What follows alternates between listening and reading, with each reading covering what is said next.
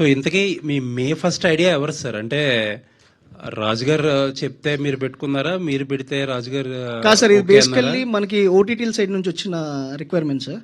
So వాళ్ళు announcement, so మాకు ఎందుకంటే ఒక మంచి డీల్ కుదిరింది.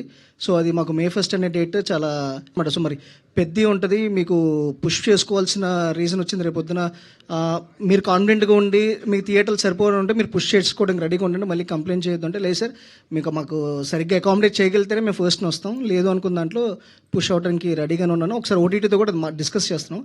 సో అమికబుల్గానే రాజు గారితో అంటే మీరు తెలియకుండానో తెలుసో ఒక పెద్ద టీంకి ఒక హెడ్ క్రియేట్ చేశారు, బయట రావట్లేదేమో అనే కన్ఫ్యూజన్ బయట ఫ్యాన్స్ లోని అందరిలోని క్రియేట్ చేశారు. అయ్యో అదేం లేదు సార్, ప్యూర్లీ మా ఓటీటీ డీల్ కోసం సార్. మాకు ఎందుకంటే ఒక మంచి మా సినిమాకి అందుకన్నా బెటర్ డీల్ వి ఫెల్ మే 1 అనేది రావటం వల్ల the gave us a better deal.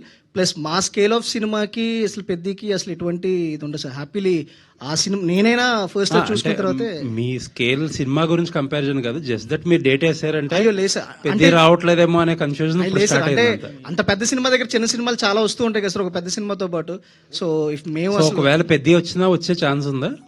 Mostly ఉంటుంది సార్. అంటే అదే sir, again depends upon the theatres. మాకు కావాల్సిన థియేటర్లు అవన్నీ అకామిడేట్ చేసి ఉండగలిగితే వచ్చేస్తాం సార్, లేదు అనుకుంటే పుష్ చేసుకుంటాం. All the best. Thank you so much sir.